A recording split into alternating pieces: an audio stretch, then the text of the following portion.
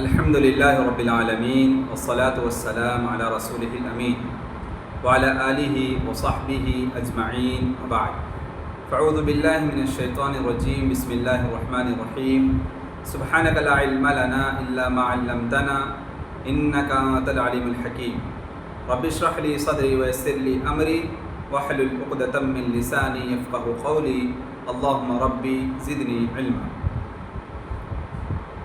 محترم سامعین و سامعات، آج ہم سورۃ البقرہ سورہ نمبر 2 آیت نمبر 45 وَاسْتَعِينُوا بِالصَّبْرِ وَالصَّلَاةِ وَإِنَّهَا لَكَبِيرَةٌ إِلَّا عَلَى الْخَاشِعِينَ، اور تم صبر اور نماز کے ذریعے اللہ کی مدد طلب کرو، اور یقیناً یہ بہت بھاری ہے مگر عاجزی کرنے والوں پر بھاری نہیں ہے۔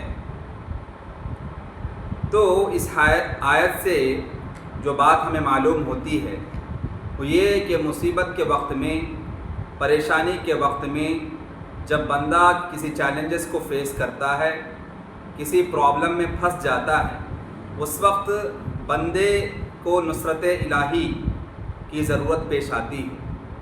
وہ اللہ کی مدد چاہتا ہے، وہ اللہ کی سپورٹ چاہتا ہے۔ تو اللہ سبحانہ و تعالیٰ فرماتے ہیں کہ تمہیں مصیبت کے وقت میں، پریشانی کی گھڑی میں اپنے رب کی سپورٹ چاہیے، تعاون چاہیے، اللہ کی نصرت چاہیے، تو اس کے لیے تمہیں تقوی اختیار کرنا ضروری ہے۔ وَإِنَّهَا لَكَبِيرَةٌ إِلَّا عَلَى الْخَاشِعِينَ، یقیناً یہ بہت بھاری کام ہے، بہت مشکل کا کام ہے ان لوگوں کے لیے جو تقوی اختیار نہیں کرتے۔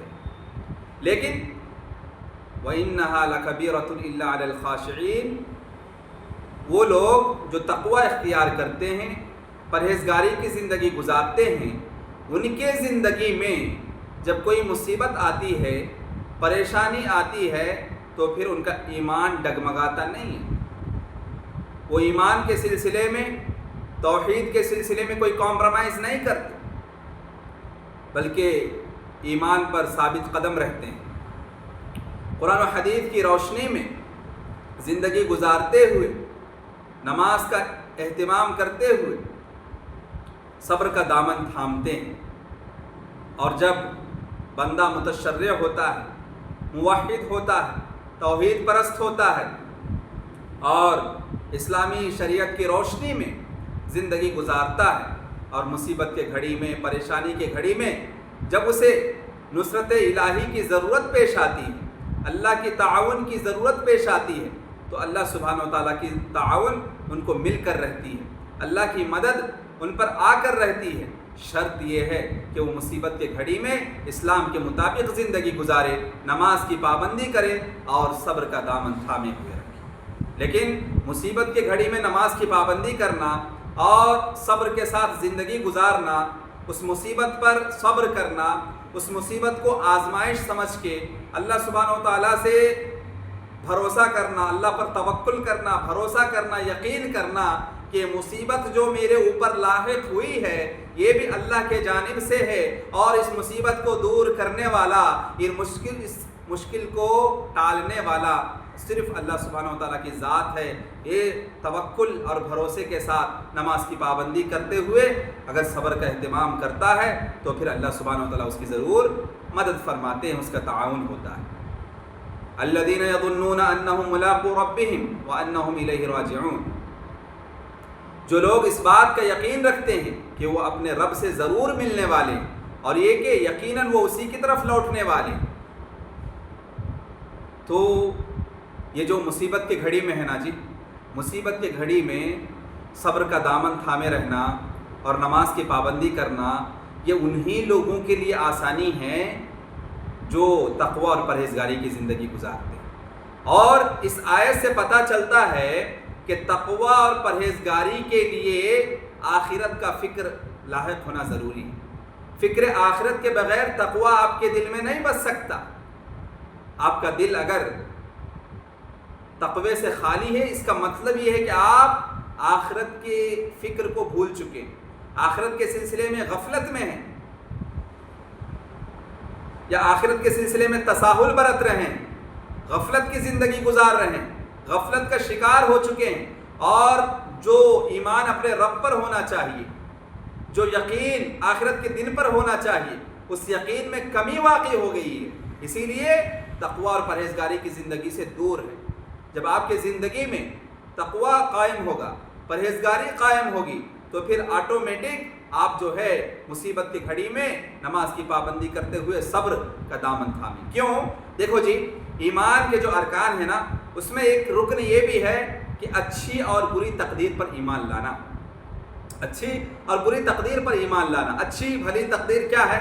ہمارے سلسلے میں جو بھی خیر کا معاملہ ہوتا ہے یہ اچھی تقدیر ہے، الحمدللہ، اللہ کا شکر گزار بندہ بننا چاہیے۔ اگر بری تقدیر کا مطلب کیا ہے کہ ہمارے ساتھ کچھ شر کا معاملہ ہونا، ایکسیڈنٹ ہو جانا، بزنس کا لاس ہو جانا، ہاں اسی طریقے سے کثرت اموات، کئی سالوں کا ایک ہی سال میں وفات پا جانا، یہ جو لمحات ہیں یہ بہت کریٹیکل کنڈیشنز ہیں۔ یہاں صبر کا دامن تھامنا، نماز کی پابندی کرنا اور متشرعانہ زندگی گزارنا، شریعت اسلامی کی پابندی کرتے ہوئے زندگی گزارنا، یہ انہی لوگوں کے لیے آسان ہے جو تقوی اور پرہیزگاری کی زندگی گزارتے ہیں۔ اور تقوی اور پرہیزگاری کی زندگی وہی گزار سکتے ہیں جو آخرت کی فکر کرتے ہیں، آخرت کے لیے جو توشہ تیار کر رہے ہیں، آخرت میں کامیاب ہونے کے لیے جو تگ و دو کر رہے ہیں۔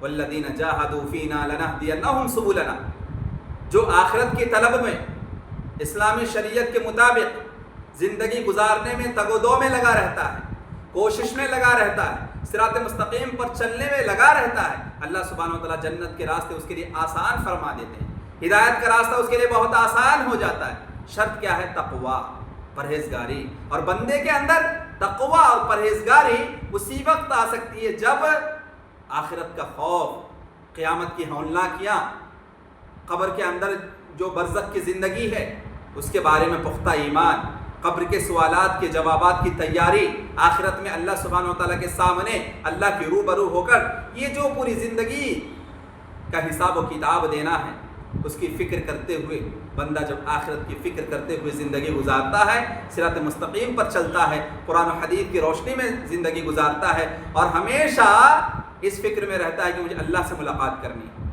مجھے اللہ سے ملاقات کرنی ہے، جنت میں مجھے اللہ کو دیکھنا ہے، مجھے جنت چاہیے، مجھے اللہ سے ملاقات ہونی چاہیے میری، یہ فکر لیتے ہوئے آخرت کی جو تیاری کرتا ہے اور قرآن و حدیث کی روشنی میں جو زندگی گزارتا ہے، اور ہمیشہ موت کے بعد والی زندگی کی فکر کرتا ہے، ہمیشہ آخرت کی فکر کرتا ہے، ایسے بندوں کے لیے مصیبت کی گھڑی میں، پریشانی کی گھڑی میں بھی ان کے لیے کوئی مسئلہ ثابت نہیں ہوتا، بلکہ وہ سکون کی زندگی گزارتے ہیں۔ دیکھیں گے بعض لوگ پریشانی کے وقت میں بھی سکون کی زندگی گزاریں گے، زیادہ ٹینشن نہیں لیتے، لیکن جن کے دل میں پختہ ایمان پیوست نہیں ہوتا، جن کے اندر نفاق پایا جاتا ہے یا ایمان کی کمی واقع ہو جاتی ہے، وہ چھوٹے چھوٹے مسئلے کو بڑا بنا لیتے ہیں، چھوٹی بیماری کو بڑی بیماری بنا لیتے ہیں، جس سلسلے میں ٹینشن نہیں لینا چاہیے اس سلسلے میں بہت زیادہ ٹینشن لے لیتے ہیں، ڈپریشن میں چلے جاتے ہیں۔ کیوں؟ کیونکہ اللہ پر جو ایمان ہونا چاہیے اس ایمان میں کمی واقع ہے، آخرت کے سلسلے میں جو ایمان ہونا چاہیے اس کی کمی واقع ہے، یعنی اسی دنیا کو سب کچھ سمجھ لیا، دنیا کو فانی نہیں سمجھا، بلکہ دنیا کی رنگینیوں میں پڑ گیا، دنیا کے پیچھے پڑ گیا، دنیا کمانے کے پیچھے پڑ کر آخرت کو بھلا بیٹھتا، حالانکہ ہمیں آخرت کمانے کی فکر کرنے کی ضرورت ہے۔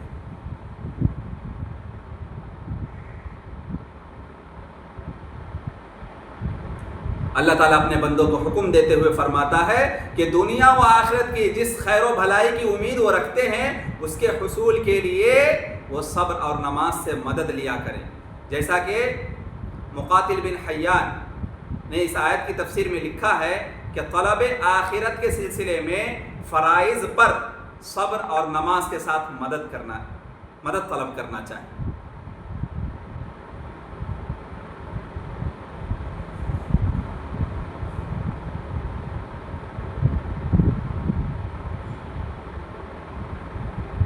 اس کے بعد یا بنی اسرائیل اذکروا نعمتی التی انعمت علیکم وَأَنِّي فَضَّلْتُكُمْ عَلَى الْعَالَمِينَ، اے بنی اسرائیل تم میری وہ نعمت یاد کرو جو میں نے تم پر انعام کی، اور بے شک میں تمہیں فضیلت دی تھی جہانوں پر۔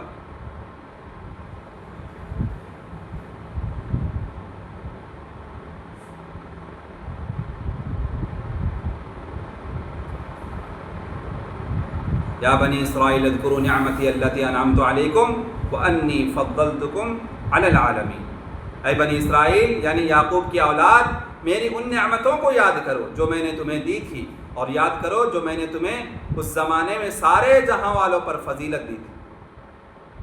ان یہودیوں پر اللہ تعالیٰ کی بے شمار نعمتیں تھیں، جیسے فرعون اور اس کے لشکر سے اللہ نے نجات دی، زمین میں بادشاہت عطا کی، پتھروں سے پانی کے چشمے جاری کیے، کھانے کے لیے من و سلوا اتارا۔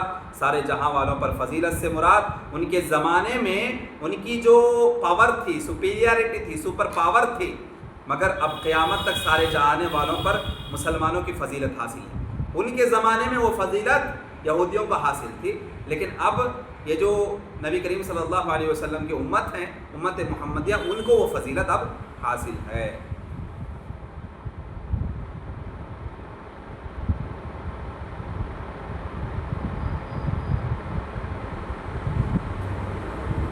واتقوا يوما لا تجزي نفس عن نفس شيئا ولا يقبل منها شفاعة ولا يؤخذ منها عدل ولا هم ينصرون، اور اس دن سے ڈرو جب کوئی جان کسی جان کو کچھ فائدہ نہیں دیتی،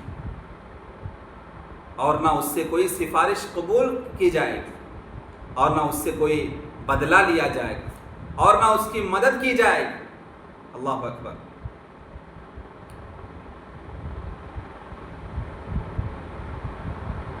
تو اس سے پہلے کی جو آیت ہے، یا بنی اسرائیل اذکروا نعمتی التی انعمت علیکم وانی فضلتکم علی العالمین، تو دیکھو امت محمدیہ بنی اسرائیل سے افضل پریزنٹ سچویشن ہے۔ تو بنی اسرائیل کو صرف اپنے زمانے کے لوگوں پر فضیلت حاصل تھی، جبکہ امت محمدیہ ان سے بھی افضل ہے، کیونکہ اللہ تعالیٰ نے امت محمدیہ سے مخاطب ہو کر سورہ آل عمران میں فرماتے ہیں، آیت نمبر 110، کنتم خیر امہ، تم بہترین امت ہو، you are the best community, اخرجت للناس تأمرون بالمعروف وتنہون عن المنکر وتؤمنون باللہ ولو آمن اہل الکتاب لکان خیرا لہم۔ تو دیکھو امت محمدیہ کو بیسٹ کمیونٹی کہا گیا، بیسٹ نیشن کہا گیا۔ تو یہ جو امت محمدیہ کے اوپر ایک اہم لقب حاصل ہے ان کو، تو اس کا تقاضا یہ ہے کہ ہمیں لوگوں کے لیے اللہ سبحانہ و تعالیٰ نے سلیکٹ کیا، تاکہ ہم لوگوں میں جو غفلت دیکھتے ہیں ان کو بھلائی کی طرف بلائیں، اور جو منکرات دیکھتے ہیں ان کو ان برائی سے روکیں، اور اللہ پر ایمان رکھتے ہوئے مومنانہ زندگی گزاریں۔ اور اللہ سبحانہ و تعالیٰ کہتے ہیں وَلَوْ آمَنَ أَهْلُ الْكِتَابِ لَكَانَ خَيْرًا لَهُمْ، اور اگر اہل کتاب ایمان لے آتے تو ان کے حق میں بہت بہتر ہوتا۔ یعنی نبی کریم صلی اللہ علیہ وسلم کے اوپر اس زمانے میں یہود و نصارہ بھی ایمان لے آتے تو ان کے لیے بہتر ہوتا، امت محمدیہ میں شامل ہو جاتے، ان کی فضیلت بڑھ جاتی۔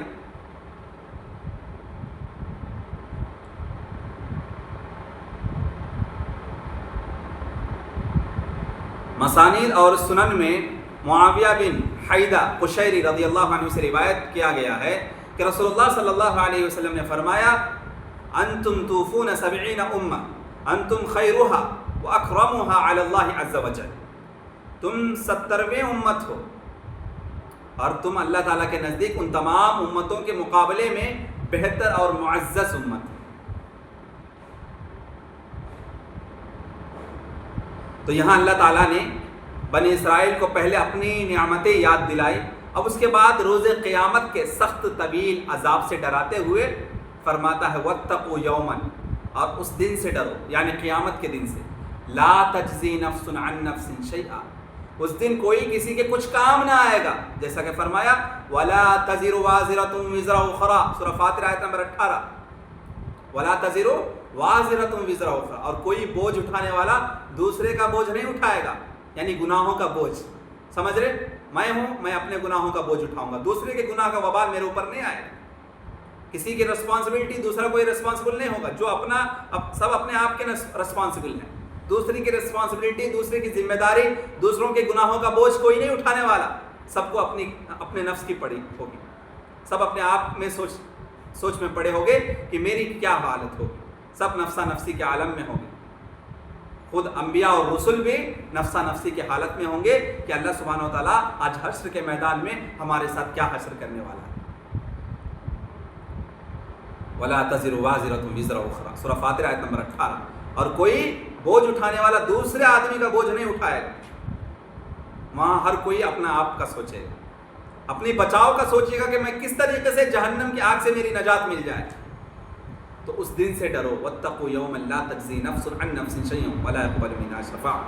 اور اس دن کسی دوسرے کی سفارش بھی قبول نہ کی جائے گی، ریکمنڈیشن کچھ نہیں چلنے والا. لِكُلِّ امْرِئٍ مِّنْهُمْ يَوْمَئِذٍ شَأْنٌ يُغْنِيهِ، سورہ عبس آیت نمبر 37. ان میں سے ہر آدمی اس دن ایک ایسی فکر میں ہوگا جو اسے دوسروں سے بے نیاز کر دے گی، ایسے ٹینشن میں ہوگا کہ اس ٹینشن میں دوسرا کوئی اس کو یاد نہیں آئے. اللہ اکبر، کتنی ہولناکی ہوگی قیامت کی کہ اس ہولناکی کی وجہ سے اتنی ٹینشن میں ہوگا کہ سامنے کیا کچھ ہے کچھ بھی اس کو فکر نہیں، کسی کی ٹینشن نہیں، صرف اپنی ٹینشن پڑی ہوگی، صرف اپنی فکر پڑی ہوگی کس طریقے سے جہنم کی آگ سے میری نجات مجھے مل جائے.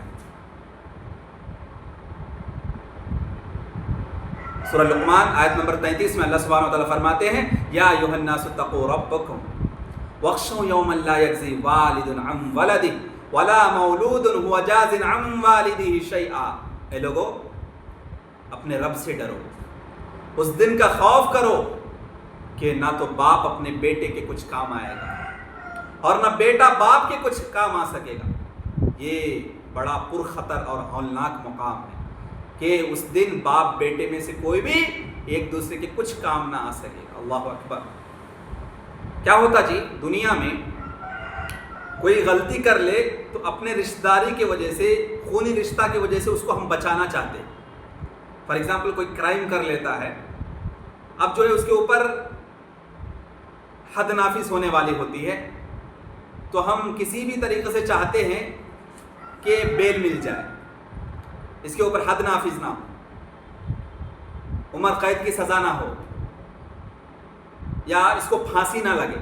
اسے بچانے کے لیے سارے رشتہ دار اس کے پیچھے پڑتے ہیں، ریکمنڈیشن ایم ایل اے کے پاس جاتے ہیں، ایم پی کے پاس جاتے ہیں، ہاں ججز کے پاس جا کے ریکمنڈیشن کرتے ہیں، رشوت دیتے ہیں، سمجھ رہے، کرپشن ساری چیز چلتا ہے. اور جس کے پاس پیسہ ہے ویسا ہوتا بھی ہے، جو مالدار ہیں، جن کے پاس پراپرٹی ہے، یا ماں باپ اپنے بچوں کو بچانے کے لیے پراپرٹی بھی بیچ دیتے ہیں بیل کے خاطر، بیل پر اس کو چھڑانے کے لیے جیل سے. تو یہ دنیا میں ہوتا ہے، لیکن آخرت میں ایسا ہونے والا نہیں. آخرت میں ہم جو بیج بو رہے ہیں وہ کاٹیں گے، جو عمل کر رہے ہیں اس کی سزا ہمیں ملنے والی، جس کی جو ہے. بس دوسرے کی بوجھ بھی، دوسرے کا وبال بھی نہیں، دوسرے کے بارے میں پوچھا بھی نہیں جائے. صرف ہر کسی کو اپنی پڑی ہو، اور وہاں کسی کی ریکمنڈیشن کوئی کام نہیں آئے گی، اللہ ہے کہ اللہ سبحانہ و تعالیٰ اجازت دے کہ تم اس کی ریکمنڈیشن کرو. جس طریقے سے نبی کریم صلی اللہ علیہ وسلم سے کہا جائے گا کہ اے نبی آپ کہیے آپ کا کیا ڈیمانڈ ہے. جب مقام محمود میں نبی کریم صلی اللہ علیہ وسلم سجدہ ریز ہوں گے، سجدے میں پڑے ہوں گے، اللہ پوچھے گا، سوال کرے گا، اے نبی آپ کا کیا سوال ہے؟ تو نبی کہیں گے میری امت کی فکر نبی کو وہاں بھی ہے، لیکن نبی کی سنت کی فکر ہمیں نہیں ہے. کتنے افسوس کی بات ہے جی. نبی کو اپنے امت کو بچانے کے لیے فکر مقام محمود میں، آخرت میں حشر کے میدان میں بھی ہوگی، سجدہ ریز ہوں گے ہمارے لیے، ہمیں بچانے کے لیے، جہنم کے آگ سے بچانے کے لیے اپنے امت کی اتنی فکر ہوگی نبی کو. لیکن ہم نبی کی سنت پر عمل کرنے کے لیے ہمیں بیزارگی محسوس ہوتی ہے، سنت کو ہم ترک کر دیتے ہیں، سنت کی کوئی پرواہ نہیں کرتے، نبی کی بات کی کوئی پرواہ نہیں کرتے، اپنی امام کی سنتے ہیں، ہاں اپنی گرو کی سنتے ہیں، اپنے بابا کے سنتے ہیں، اپنے پیر کی سنتے ہیں، اپنے آبا و اجداد کی روش پر چلتے ہیں، لیکن بات نبی کی آ جائے اس کی پرواہ نہیں کرتے، شرک و بدعات میں پڑے ہوئے ہیں. تو وہاں ریکمنڈیشن، سفارش بھی ہوگی تو کن کی سفارش قبول کی جائے گی؟ جن کو اللہ اجازت دے گا باذن اللہ. ورنہ کسی کی ریکمنڈیشن چلنے والی نہیں وہاں پہ. ولا یقبل شفاعہ، کسی کی ریکمنڈیشن کو ایکسیپٹ نہیں کیا جائے، کوئی کسی کا کام نہ آئے. اور کافروں سے سفارش و فدیہ قبول ہوگا نہ ان کی مدد کی جائے گی. کافروں سے سفارش کروانا چاہیں گے، فدیہ دینا چاہیں گے. ہاں، جس طریقے سے دنیا میں کوئی غلطی کا کام کر لیتے ہیں تو ریکمنڈیشن کرواتے ہیں، کرپشن، ٹھیک ہے، کرپشن دیتے ہیں، رشوت دیتے ہیں، وہ ساری چیز وہاں بھی کرنا چاہیں گے کافر لوگ، لیکن اللہ کسی چیز کو ایکسیپٹ نہیں کرے گا. ولا یقبل منہا شفاعہ، وہاں کسی کی شفاعت قبول نہ ہوگی، کافروں کی سفارش قبول نہیں کی جائے گی. جیسا کہ اللہ سبحانہ و تعالیٰ سورہ مدثر میں فرماتے ہیں فما تنفعهم شفاعت الشافعین. تو اس حال میں سفارش کرنے والوں کی سفارش ان کے حق میں کچھ فائدہ نہیں دے گی. اور جیسا کہ جہنمیوں کے بارے میں اللہ سبحانہ و تعالیٰ فرماتے ہیں سورہ شعراء میں آیت نمبر 101 فما لنا من شافعین ولا صدیق حمیم. تو آج نہ کوئی ہمارے لیے سفارش کرنے والا ہے اور نہ کوئی گرم جوش دوست ہے. اللہ اکبر. یہ کیفیت ہوگی نافرمان لوگوں کی کہ وہاں کوئی ان کا ریکمنڈیشن کرنے والا نہیں ہوگا اور نہ وہی کوئی بیسٹ فرینڈشپ وہاں کام آنے والی، کوئی دوست یار، کسی کی دوستی یاری کام نہیں آنے والی. دنیا میں دوست مصیبت میں پڑ جاتا ہے تو دوسرا دوست کام آتا ہے، سمجھ رہے ہیں؟ دنیا میں ایک رشتہ دار مصیبت میں ہو تو دوسرا رشتہ دار کام آتا ہے، خونی رشتہ کام آتا ہے، کبھی دوستی کام آتی ہے، یاری کام آتی ہے. آخرت میں دوستی، یاری، رشتہ داری کچھ بھی کام نہیں آنے والی. انسان کو صرف اپنے نیک اعمال کام آنے والے. اس لیے مجھے اور آپ کو نیکی کے بارے میں سوچنا ہے، کس طریقے سے آخرت کی تیاری کرنی ہے، آخرت کے لیے کیا توشہ میں نے تیار کر رکھا ہے. یا ایھا الذین آمنوا اتقوا اللہ ولتنظر نفس ما قدمت لغد واتقوا اللہ ان اللہ خبیر بما تعملون. کہ لوگوں اللہ سے ڈرو اور آخرت کی فکر کرو، آخرت کی تیاری کرو. روز اپنا محاسبہ کرو، روز اپنا جائزہ لو، روز اپنے آپ کو ٹٹولو، اپنا تجزیہ کرو، اپنے نفس کا محاسبہ کرو، اپنے نفس کا تزکیہ کرو، اپنے نفس کا تصفیہ کرو. اور ہمیشہ یاد رکھو اللہ تمہارے ہر عمل پر کڑی نظر رکھ رہا ہے. اور اللہ دیکھ رہا ہے تو اس کا مطلب ایسا نہیں چھوڑ دے گا. ایک تو اللہ دیکھ رہا ہے اور فرشتے ریکارڈ کر رہے ہیں، رجسٹر تیار ہو رہا، رجسٹر میں پن ٹو پن ہر چیز ریکارڈ ہو رہا ہے. وَكُلَّ شَيْءٍ أَحْصَيْنَاهُ كِتَابًا، ہر چیز نوٹ کر رہے ہیں. تو ہمیشہ ہمیں آخرت کی فکر کرنی چاہیے. جہاں ہمارا کوئی ریکمنڈیشن کرنے والا نہیں ہوگا، کوئی یاری کام نہیں آئے گی، کوئی دوستی کام نہیں آئے گی، کوئی رشتہ داری کام نہیں آنے والی. اللہ تعالیٰ فرماتے وَلَا يُؤْخَذُ مِنْهَا عَدْلٌ. اس کا مطلب یہ ہے کہ نہ اس سے کسی طرح کا بدلہ قبول کیا جائے گا. سمجھ رہے؟ کچھ دینا چاہیں گے، رشوت بھی وہاں نہیں ایکسیپٹ ہوگی. کرپشن نہیں، کرپٹڈ نہیں ہے وہاں پہ. وہ اللہ سبحانہ تعالیٰ کی جو وہاں کی بادشاہت ہے وہ کرپشن نہیں ہے، وہاں کرپٹڈ نہیں، کرپٹڈ کنگڈم نہیں ہے وہ، بلکہ انصاف ہے، عدل و انصاف کا پیمانہ ہوگا. ان الذين كفروا وماتوا وهم كفار فلن يقبل من احدهم ملء الارض ذهبا ولو افتدى به. سورہ آل عمران آیت نمبر 91. اللہ سبحانہ وتعالیٰ فرماتے ہیں یقیناً جو لوگ کافر ہوئے اور کفر کی حالت میں مر گئے، کفر کی حالت میں مر گئے، وہ اگر نجات حاصل کرنا چاہیں، جہنم سے چھٹکارا پانا چاہیں، بدلے میں زمین بھر کا سونا بھی لا کر رکھ دیں گے. ان کا زمین بھر کا سونا بھی اللہ تعالیٰ اس کی پرواہ نہیں کرے گا. ریکمنڈیشن نہیں، رشوت نہیں، کرپشن نہیں. اور اللہ سبحانہ وتعالیٰ سورہ مائدہ میں فرماتے ہیں ان الذين كفروا لو ان لهم ما في الارض جميعا ومثله معه ليفتدوا به من عذاب يوم القيامة ما تقبل منهم ولهم عذاب أليم. سورہ مائدہ آیت نمبر 36. بے شک جو لوگ کافر ہیں، کفر پر اڑے ہوئے ہیں، اگر ان کے پاس روئے زمین کے تمام خزانے اور اس کا سب مال و متاع، یعنی زمین کا خزانہ اور زمین میں جتنے بھی پراپرٹی ہے، اس کے ساتھ اسی قدر اور بھی تا قیامت کے روز عذاب سے بچنے کے لیے فدیہ دینا چاہیں گے، لیکن ان کا فدیہ قبول نہیں کیا جائے گا، ان کی رشوت قبول نہ کی جائے گی.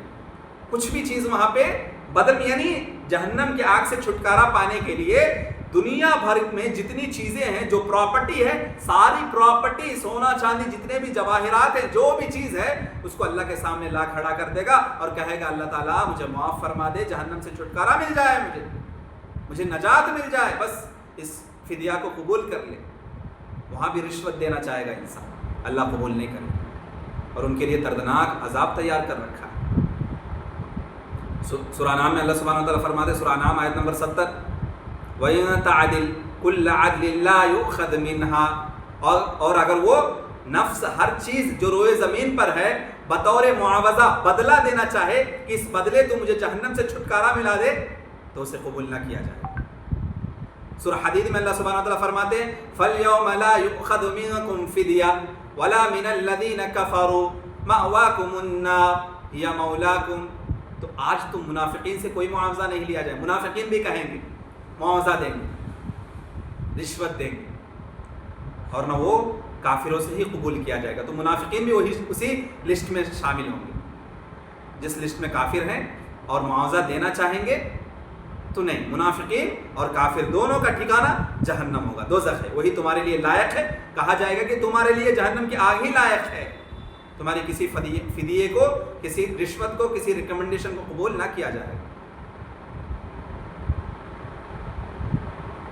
اللہ تعالیٰ نے یہاں پہ اس بات کی تاکید کی ہے کہ اگر اس کے رسول صلی اللہ علیہ وسلم کے ساتھ ایمان نہ لائیں، اللہ تعالیٰ نے جس دین کے ساتھ انہیں مبعوث فرمایا ہے اس کی پیروی نہ کریں، اور اسی حالت میں قیامت کے دن اللہ تعالیٰ کے سامنے پیش ہوں، تو انہیں کسی قرابت دار کی قرابت داری، رشتہ داری، کسی صاحب جاہ و حشمت کی سفارش فائدہ مند نہیں دے گی، کسی کی ریکمنڈیشن بھی ان کے سلسلے میں قبول نہیں ہونے والی، اور نہ ہی کچھ وہ دیں گے فدیہ تو قبول کیا جائے گا۔ ساری زمین کے سونے بھر کی زمین بھی کیوں نہ لے آئے، پھر وہ قابل قبول نہیں ہوگی۔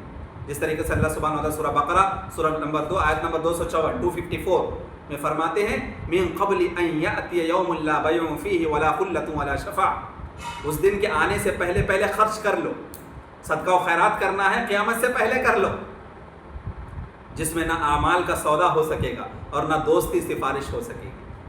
کوئی دوستی، یاری، رشتہ داری، پیسہ، مال، دولت، پراپرٹی، کچھ بھی کام نہیں آنے والا۔ سورہ ابراہیم آیت نمبر 31 میں اللہ سبحانہ وتعالیٰ فرماتے ہیں، لا بیع فیہ ولا خلال، جس میں نہ اعمال کا سودا ہوگا۔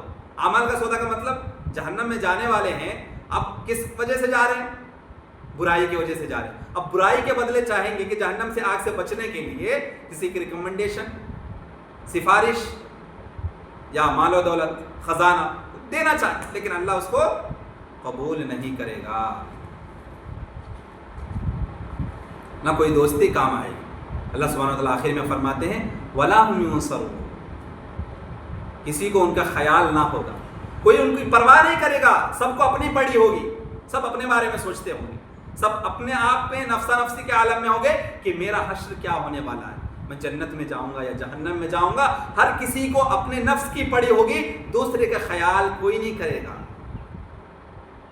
ان کی مدد کرے، ان کی مدد کرنے کا خیال کسی دوسرے کو نہیں ہوگا وہاں پہ۔ انہیں اللہ تعالیٰ کے عذاب سے بچایا جائے، کوئی سپورٹر نہیں ہوگا، نہ رشتہ داری کام آئے گی، نہ مالداری کام آئے گی، نہ ریکمنڈیشن کام آئے گی۔ تو کوئی بھی اپنا یا بیگانہ ان کی مدد کر نہ سکے گا، نہ رشتہ دار کام آئے گا، نہ اسی طریقے سے کوئی دوست کام آئے گا، اپنا پرایا کچھ بھی نہیں وہاں پہ، سب اپنے اپنے سوچیں گے۔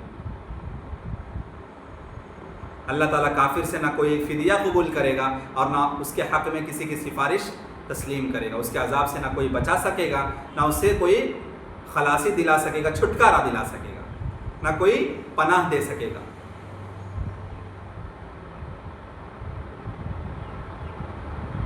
جیسا کہ اللہ سبحانہ وتعالیٰ سورہ مومنون میں فرماتے ہیں، وَهُوَ يُجِيرُ وَلَا يُجَارُ عَلَيْهِ، وہ پناہ دیتا ہے اور اس کے مقابل کوئی کسی کو پناہ نہیں دے سکتا۔ پناہ ملنے والی بھی ہے، جہنم سے چھٹکارا تو اللہ کے ہاتھ میں، لیکن کافروں کو تو وہ بھی نہیں۔ مومنین بندے توحید پرستی اگرچہ زندگی میں ہوگی تو سزا کاٹنے کے بعد اللہ سبحانہ وتعالیٰ رحم و کرم کر کے جنت ضرور دینے والا ہے، لیکن کافروں کے لیے تو وہ بھی نہیں۔ فَيَوْمَئِذٍ لَا يُعَذِّبُ عَذَابَهُ أَحَدٌ وَلَا يُوثِقُ وَثَاقَهُ أَحَدٌ۔ سورہ فجر آیت نمبر 25-26۔ چنانچہ اس دن نہ کوئی اللہ کے عذاب کی طرح عذاب دے گا اور نہ کوئی ویسا جکڑنے والا جکڑے گا۔ اتنی سخت عذاب ہوگی اللہ سبحانہ وتعالیٰ کی۔ مَا لَكُمْ لَا تَنَاصَرُونَ بَلْ هُمُ الْيَوْمَ مُسْتَسْلِمُونَ۔ سورہ صافات آیت نمبر 25-26۔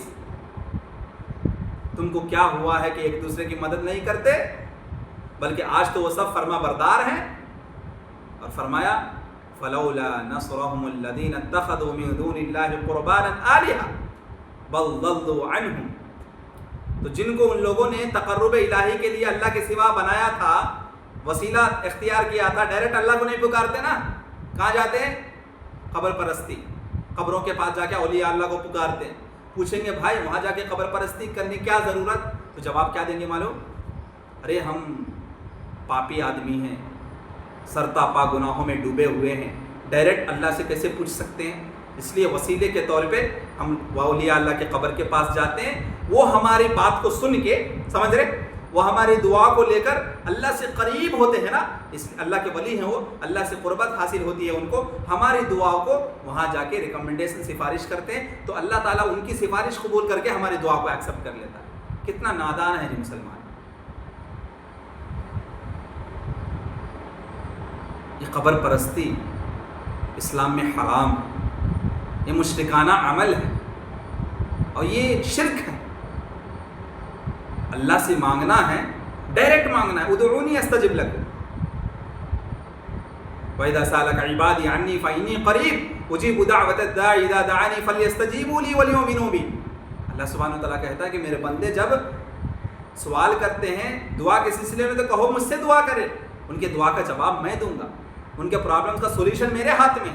لیکن نادان انسان ڈائریکٹ اللہ سے کانٹیکٹ نہیں رکھتا، بیچ میں میڈیٹر ولی اللہ کو بناتا ہے۔ نعوذ باللہ من ذالک، اللہ کی پناہ ہو، علیہ باللہ۔ تو جن لوگوں کو اللہ سبحانہ وتعالیٰ فرماتے ہیں فَلَوْلَا نَصْرَهُمُ الَّذِينَ اتَّخَذُوا مِن دُونِ اللَّهِ قُرْبَانًا آلِهَةً بَلْ ضَلُّوا عَنْهُمْ۔ تو جن کو ان لوگوں نے تقرب الہی کے لیے، اللہ سے قریب ہونے کے لیے اللہ کے سوا معبود بنایا تھا، قبر پرستی کی تھی، تو انہوں نے ان کی کوئی مدد نہ کی، بلکہ ان کے سامنے وہ گم ہو گئے۔ تو یہ مسئلہ ہوگا جو شرک و بدعت کا کام کرتے ہیں۔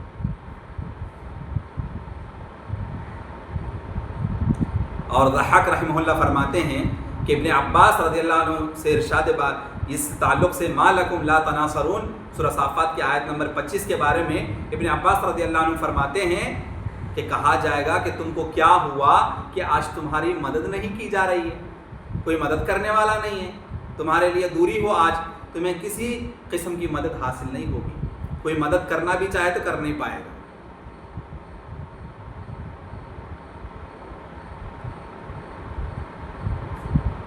وَإِذْ نَجَّيْنَاكُمْ مِنْ آلِ فِرْعَوْنَ يَسُومُونَكُمْ سُوءَ الْعَذَابِ يُذَبِّحُونَ أَبْنَاءَكُمْ وَيَسْتَحْيُونَ نِسَاءَكُمْ وَفِي ذَلِكُمْ بَلَاءٌ مِّن رَّبِّكُمْ عَظِيمٌ وَإِذْ فَرَقْنَا بِكُمُ الْبَحْرَ فَأَنجَيْنَاكُمْ وَأَغْرَقْنَا آلَ فِرْعَوْنَ وَأَنتُمْ تَنظُرُونَ وَإِذْ نَجَّيْنَاكُمْ مِنْ آلِ فِرْعَوْنَ يَسُومُونَكُمْ سُوءَ الْعَذَابِ يُذَبِّحُونَ أَبْنَاءَكُمْ وَيَسْتَحْيُونَ نِسَاءَكُمْ وَفِي ذَلِكُمْ بَلَاءٌ مِّن رَّبِّكُمْ عَظِيمٌ۔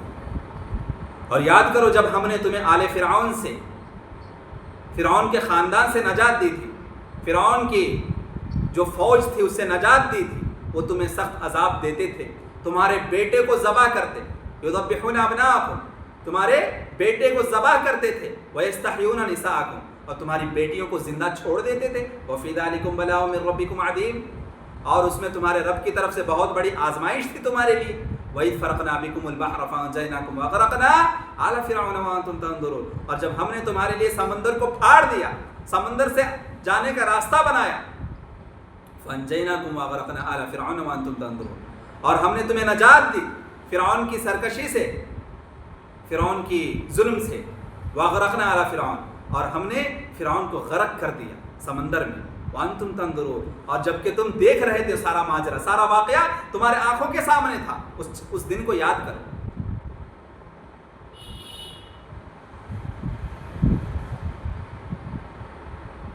وَإِذْ نَجَّيْنَاكُمْ مِنْ آلِ فِرْعَوْنَ يَسُومُونَكُمْ سُوءَ الْعَذَابِ، اور یاد کرو جب ہم نے تمہیں آل فرعون سے نجات دی، وہ تمہیں سخت تکلیف دیتے تھے.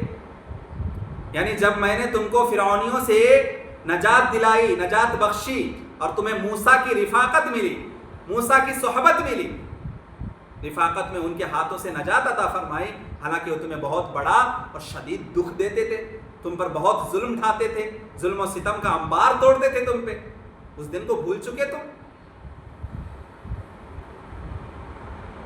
تو اس اجمال کی تفصیل یہ ہے کہ فرعون لعنہ اللہ، اللہ کی لعنت ہو اس پر، نے ایک خواب دیکھا جس سے وہ ڈر گیا کہ بیت المقدس سے ایک آگ نکل کر مصر میں پہنچی ہے اور قبطیوں کے گھروں میں تو داخل ہو گئی، مگر بنی اسرائیل کے گھروں میں داخل نہیں ہوئی وہ آگ، جس کی تعبیر یہ تھی کہ اس کی حکومت کا زوال بنی اسرائیل کے ایک آدمی کے ہاتھوں میں ہونے والا تھا. یہ بھی بیان کیا جاتا ہے کہ قصہ گو لوگوں نے اسے بتایا کہ بنی اسرائیل اپنے پاس ایک ایسے آدمی کو پیدا ہونے کا انتظار کر رہے ہیں جس کی وجہ سے انہیں حکومت، عظمت، شوکت حاصل ہوگی. اس موقع پر فرعون لعنہ اللہ نے حکم دیا کہ آج کے بعد بنی اسرائیل میں جو لڑکا بھی پیدا ہوگا نا اسے قتل کر دیا جائے اور لڑکیوں کو چھوڑ دیا جائے، اور بنی اسرائیل کو مشقت والے اور ذلت کاموں میں استعمال کیا جائے.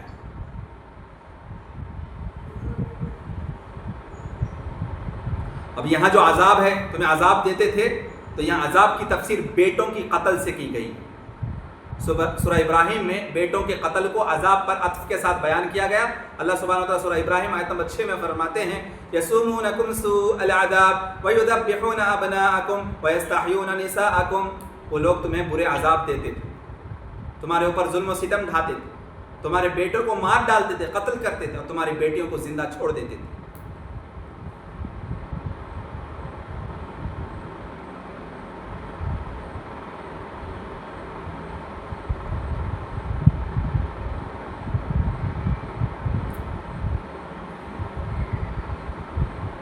اس کے معنی یہ بھی بیان کیے گئے ہیں کہ وہ تمہیں ہمیشہ عذاب دیتے تھے، جیسا کہ ہمیشہ چرنے والی بکری کو صائمۃ الغنم کہتے ہیں. اسے قرطبی نے بیان کی ہے کہ یہاں یذبحون ابناءکم ویستحیون نساءکم میں یذبحون کا عطف یسومونکم پر نہیں ڈالا گیا، بلکہ یذبحون فرعون کے بدترین عذاب کی تفسیر ہے کہ وہ کس قسم کا عذاب دیتا تھا، کیونکہ اس کے سیاق میں آیت مبارکہ ہے اذکروا نعمتی التی انعمت علیکم. تو سورہ ابراہیم میں چونکہ وذکرہم بایام اللہ ہے تو انہیں اللہ تعالیٰ کے احسانات یاد دلایا گیا کہ میں انعامات و احسانات کا ذکر ہے. اس وجہ سے یہاں یذبحون کا عطف یسومونکم پر ڈالا گیا ہے تاکہ متعدد انعامات اور احسانات کا پتہ چل جائے.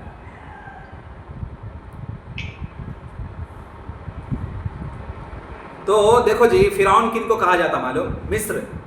مصر کے جو بھی کافر بادشاہ ہیں نا ان کو فرعون کہا جاتا ہے. ان کا ٹائٹل ہے فرعون، انگلش میں فیروز کہتے ہیں.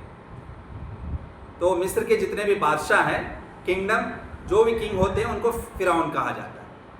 ان کا تعلق عمالق سے ہو، عمالق ایک ایریا، یا دوسرا جیسا کہ روم، شام کے ہر کافر بادشاہ کو، جیسے روم شام ہے نا، وہاں کے ایک بادشاہ کو قیصر کہتے ہیں، اور ایران کے بادشاہ کو کسرا کہتے ہیں، اور یمن کے کافر بادشاہ کو تبا کہتے ہیں، حبشہ کے بادشاہ کو نجاشی کہتے ہیں. اسی طریقے سے مصر کے جو بھی کافر بادشاہ تھے ان کا لقب ہوتا تھا، ٹائٹل فرعون کہا جاتا تھا.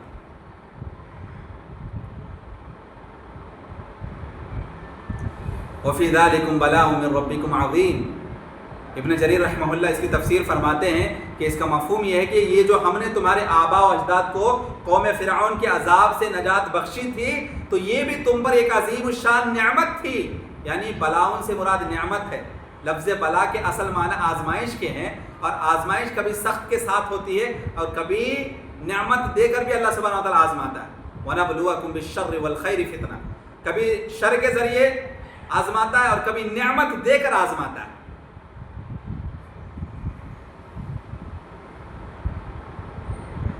وَبَلَوْنَاهُمْ بِالْحَسَنَاتِ وَالسَّيِّئَاتِ لَعَلَّهُمْ يَرْجِعُونَ. سورہ اعراف آیت نمبر 168. اور ہم آسائشوں اور تکلیفوں دونوں سے ان کی آزمائش کرتے رہے تاکہ وہ ہماری طرف رجوع کرے. اللہ سبحانہ وتعالیٰ خوشحالی دے کر بھی آزماتا ہے اور کبھی تنگ دستی میں رکھ کر بھی آزماتا ہے. خوشحالی میں دیکھتا ہے کہ میرا بندہ غروری گھمنڈی میں ہے یا شکر گزار ہے، اور تنگ دستی میں یہ دیکھتا ہے کہ میرا بندہ صبر کر رہا ہے یا نہیں کر رہا ہے. تو خوشحالی بھی آزمائش ہے، تنگ دستی بھی آزمائش.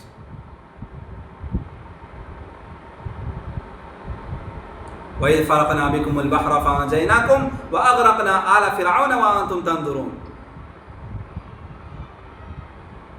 جب ہم نے تم کو فرعون کی جو فوج تھی اس سے نجات دی، فرعون کے ظلم سے نجات دی، اور تم موسیٰ کے ساتھ نکلے اور فرعون بھی تمہارے تعاقب میں تمہارے پیچھے پڑا، تمہارے پیچھے نکلا، تمہیں فالو کیا، تو ہم نے تمہارے لیے سمندر کو پھاڑ دیا، سمندر میں تمہارے لیے راستہ بنا دیا جس سے تم پار ہو گئے اور آسانی سے تمہیں نجات مل گئی. جیسا کہ اللہ تعالیٰ نے اس واقعے کو تفصیل کے ساتھ بیان فرمایا ہے، جیسا کہ اپنے اپنے مقام پر اس کا ذکر آئے گا. اس کے سب سے زیادہ تفصیل یہ ہے کہ انشاءاللہ سورہ شعراء میں آئے گی فَأَنْجَيْنَاكُمْ کے معنی میں ہے کہ ہم نے تم کو ان سے نجات بخشی تھی، تمہارے ان کے درمیان رکاوٹ کھڑی کر دی، تمہاری آنکھوں کے سامنے انہیں غرق کر دیا تاکہ اس سے تمہارے سینوں کو زیادہ تسکین حاصل ہو. تمہارے دشمن کے لیے صورتحال زیادہ توہین آمیز تھی.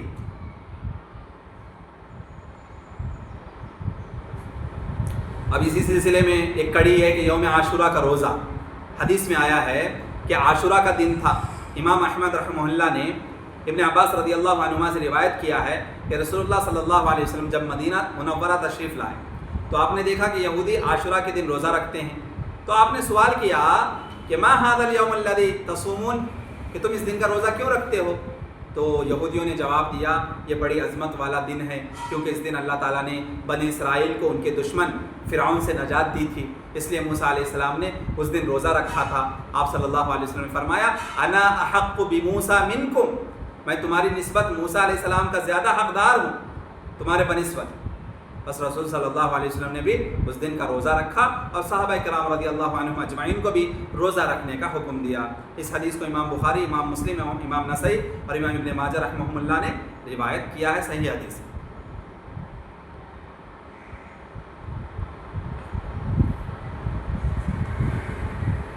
وَإِذْ وَعَدْنَا مُوسَىٰ 40 لَيْلَةً ثُمَّ اتَّخَذْتُمُ الْعِجْلَ مِن بَعْدِهِ وَأَنْتُمْ ظَالِمُونَ. اور یاد کرو جب ہم نے موسیٰ علیہ السلام سے 40 راتوں کا وعدہ کیا، پھر تم نے موسیٰ کے طور پہاڑ پر جانے کے بعد ان کے پیچھے میں اپنی جانوں پر ظلم کر کے بچھڑے کو، گائے کے بچے کو معبود بنا لیا. اور یاد کرو جب ہم نے موسیٰ علیہ السلام سے 40 راتوں کا وعدہ کیا، پھر تم نے موسیٰ کے طور پہاڑ پر جانے کے بعد ان کے پیچھے میں کیا کیا؟ اپنے جانوں پر ظلم کر دیا، شرک کا کام کیا. ان الشرک لظلم عظیم. وہ ظلم کیا تھا؟ شرک تھا. کیا کیا انہوں نے؟ بچھڑے کو، گائے کے بچے کو معبود بنا لیا. وانتم ظالم، تم ظالم ہو گئے. ثم عفونا عنکم من بعد ذلک لعلکم تشکرون. پھر ہم نے اس کے بعد بھی تمہیں معاف فرما دیا. سبحان اللہ. بنی اسرائیل کے اوپر اتنے احسانات ہیں اللہ سبحانہ وتعالیٰ کے، سبحان اللہ. لیکن یہ بنی اسرائیل قوم ہے نا، سدھری نے ہمیشہ نا، جتنے ان کے اوپر احسانات کیے جاتے تھے، انعامات سے نوازا جاتا تھا، اتنی نافرمان قوم تھی. ثم عفونا عنکم من بعد ذلک لعلکم تشکرون. پھر ہم نے اس کے بعد بھی تمہیں معاف کر دیا تاکہ تم شکر ادا کرو. وَإِذْ آتَيْنَا مُوسَى الْكِتَابَ وَالْفُرْقَانَ لَعَلَّكُمْ تَهْتَدُونَ. اور یاد کرو جب ہم نے موسیٰ کو کتاب اور فرقان، سچ جھوٹ میں فرق کرنے والی کتاب دیا تاکہ تم سیدھے راستے پر آ جاؤ. تو موسیٰ علیہ السلام کو جو کتاب اللہ ان کو عطا کی تھی وہ تورات تھا. اور یاد کرو جب ہم نے موسیٰ علیہ السلام کو کتاب اور فرقان، سچ اور جھوٹ میں فرق کرنے والی کتاب دیا، تورات، تاکہ تم سیدھے راستے پر آ جاؤ. تو اللہ سبحانہ وتعالیٰ بنی اسرائیل پر کیا کچھ انعامات کیے تھے، کیا کچھ احسانات کیے تھے، ان ساری چیزوں کا جو ایک نچوڑ، ایک قصہ ہمیں بیان کر رہا ہے. تو بنی اسرائیل کا بچھڑے کو معبود بنانا، انہوں نے بچھڑے کو معبود بنا لیا. اللہ تعالیٰ ارشاد فرماتا ہے کہ تم میرے اس احسان کو بھی یاد کرو جب تم نے بچھڑے کو پوجنا شروع کر دیا تھا اور میں نے تمہیں پھر بھی معاف کر دیا. سبحان اللہ. جس وقت موسیٰ علیہ السلام اس میعاد مقررہ کے لیے گئے تھے، 40 رات کے لیے، 40 رات کے لیے اللہ کے وعدے کے مطابق طور پہاڑ پر گئے، کوہ طور پر. تو اللہ تعالیٰ نے ان کے لیے مقرر فرمائی تھی 40 رات. جس طریقے سے یہ 40 رات کا تذکرہ اللہ سبحانہ وتعالیٰ سورہ اعراف میں کرتے ہیں،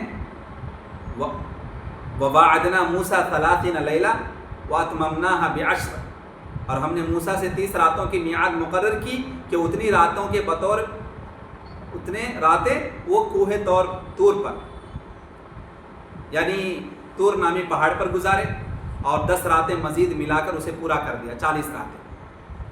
تو کہا گیا ہے کہ اس سے ذوالقعدہ کا پورا مہینہ اور 10 راتیں ذوالحجہ کی مراد ہے، اور یہ فرعون سے انہیں چھٹکارا عطا فرمانے اور سمندر سے پار کرا دینے کے بعد کا واقعہ ہے۔ یہ واقعہ کب کا ہے؟ فرعون سے جب نجات مل گئی اس کے بعد کا واقعہ ہے۔ تو فرعون سے نجات ملنے کے بعد انہوں نے بچھڑے کی پوجا شروع کی، یعنی جب جو ہے نبی موسیٰ علیہ السلام کوہ طور پر گئے تھے 40 راتوں کے لیے کوہ طور پر گئے تھے، تو اس وقت سامری نامی آدمی کیا کیا کہ لوگوں کو بہلایا پھسلایا، اور سامری جو ہے جادوگر تھا، اس کو لوگوں کو اپنے قوم والوں کو بہلایا پھسلایا۔ مسئلہ یہاں یہ ہے کہ ہارون علیہ السلام کو جاتے ہوئے ذمہ داری دے کر گئے تھے موسیٰ علیہ السلام کے ساتھ ان کے بھائی ہارون علیہ السلام بھی نبی تھے۔ اب اپنی غیر موجودگی میں نائب بنا کر ہارون علیہ السلام کو دے کر، لیکن ہارون علیہ السلام تھوڑے معصوم تھے۔ موسیٰ علیہ السلام کی مزاج سخت مزاجی تھی، کٹر پنتی تھی، یعنی بہت سخت مزاج کے تھے، شرک کمپرومائز نہیں کرتے تھے، ہاں، اور ان کی بات سے لوگ ڈرتے بھی تھے، لیکن ہارون علیہ السلام تھوڑا نرم دل انسان تھے، ان سے زیادہ لوگ ڈرتے نہیں تھے، اور موسیٰ علیہ السلام بہت سخت مزاج تھے۔ اب ہارون علیہ السلام کو ایک ذمہ داری سونپ کر گئے کہ جب تک میں لوٹوں گا نہیں تب تک تم جو ہے دین کی دعوت کرتے رہنا۔ وہ کر رہے تھے، اپنی ذمہ داری سنبھال رہے تھے، لیکن لوگوں نے ان کی بات کی پرواہ نہ کی، توحید پرستی کو چھوڑ کر بت پرستی کی طرف گئے۔ اور سامری نامی جو جادوگر ہے، اس نے یہ کیا کہ لوگوں کو کہا کہ بچڑا بنانا ہے۔ اب لوگوں نے کیا کیا؟ اب لوگوں کو یہ بلایا، بہلایا پھسلایا، اور اس کے ساتھ جو شیطان بھی تھا، بہلایا پھسلایا اور کہا کہ دیکھو ہم عبادت کریں گے، اس کے لیے ہمیں بچڑے بنانا ہے۔ تو سارے لوگوں کو حکم دیا کہ سونا لاؤ، جن لوگوں کے گھر میں خزانہ تھا سونے کو لایا گیا، سونے سے اس نے بچڑا بنایا، اور بچڑا بنانے کے بعد وہ اس کے پیچھے پھونک مارتا تھا تو آواز نکلتی تھی، شیطان اس بچڑے کے پیچھے پھونک مارتا تھا۔ وہ جو بچڑا نما شکل کا سونے سے بنایا گیا بچڑا تھا، تو وہ اسٹرکچر جو تھا گولڈ سے تیار کیا تھا، گولڈ میڈ اسٹرکچر، تو اس اسٹرکچر کے پیچھے کی جانب سے شیطان پھونک مارتا تھا، آواز نکلتی تھی، لوگ سمجھتے تھے کہ بچڑے سے آواز نکل رہی ہے، کوئی میراکل ہو رہا ہے، کوئی تعجب، عجوب یہ کوئی عجیب کام ہے، کیا ہے یہ؟ میراکل سمجھتے تھے اس کو۔ وہاں سے کیا ہے، لوگ اپنی مرادیں منتیں پورا کرنے، یعنی اس کے سامنے آ کے عبادت کرنا شروع کر دیا۔ تو یہ بچڑے کی عبادت سامری نے شروع کی تھی، اور یہ واقعہ فرعون سے نجات ملنے کے بعد کا واقعہ ہے۔ حالانکہ انہیں اللہ سبحانہ و تعالیٰ نے اس قوم پر تورات کو نازل کیا تھا، وَإِذْ آتَيْنَا مُوسَى الْكِتَابَ، جب ہم نے موسیٰ کو کتاب عنایت کی، تو تورات والفرقان، فرقان سے مراد وہ چیز ہے جس سے حق و باطل اور ہدایت و ضلالت میں فرق کیا جاتا ہے، لعلکم تہتدون، تاکہ ہدایت حاصل کر لیتے وہ لوگ۔ تو یہ بھی سمندر سے باہر نکلنے کے بعد کا واقعہ، کتاب کا دینا، پھر جو ہے کوہ طور پر نبی موسیٰ علیہ السلام کا 40 دن کے لیے جانا، اور 40 دن ہارون علیہ السلام کی تبلیغ، پھر جو ہے لوگوں کا بچڑے کو معبود بنانا، بچڑے کی پوجا کرنا، یہ سارا واقعہ جو ہے فرعون غرق ہونے کے بعد کا واقعہ۔ فرعون جب سمندر میں ڈبو دیا گیا اور ان کو نجات مل گئی، اس کے بعد کے واقعے ہیں۔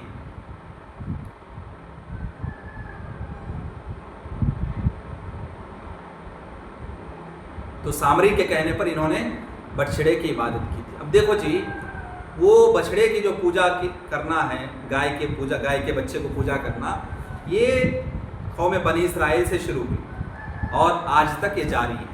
آج بھی ہمارے ہندوستان میں لوگ گائے کے بچڑے کو، گائے کو کیا مانتے ہیں؟ گو مانتا مانتے نا، اپنی اماں مانتے ہیں، گو ماتا کہتے ہیں، اس کی پوجا کرتے ہیں، नऊज़ बिल्लाह मिन ज़ालिक उसके पेशाब को पीते हैं, मेडिसिन के लिए उसके पेशाब को इस्तेमाल करते हैं, उसके पेशाब से नहाते हैं, क्या कुछ नहीं करते हैं।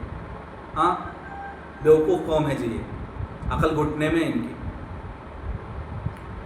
तो ये बछड़े की पूजा इबादत करना ये मूसा अलैहिस्सलाम के ज़माने से शुरू हुआ और जो आज तक जारी है। और DNA से ये भी पता चलता है कि जो ब्राह्मण्स हैं ना, इनका ताल्लुक़ यहूदियों से, बनी इसराइल से चलता है। ये जो ब्राह्मण्स हैं ये लोग ईरान से आए हैं, ये लोग ब्राह्मण्स जो हैं ये लोग ईरान से आए हैं हिंदुस्तान में। तो ब्राह्मण्स जो है इनकी जो सिफ़ात हैं आप लोग देखेंगे, ब्राह्मण्स और यहूदी के जो सिफ़ात हैं पूरे मिलते जुलते। जैसा यहूदियों ने अपने आप के लिए क्या कहा, अना इब्निल्लाह, हाँ हम अल्लाह के बेटे हैं, तो ब्राह्मण्स भी वही कहते हैं, ब्राह्मण्स भी वही कहते हैं कि हम लोग ब्रह्मपुत्र हैं, हम लोग ब्रह्मपुत्र हैं। मैं आप लोगों को यहूदियत और हिंदुइज़्म जो है, हिंदू मत, उसके बारे में थोड़ा बता रहा किस तरीके से सिमिलैरिटीज़ है हिंदुइज़्म में और ज्यूस के जो अकायद हैं यहूदियों के।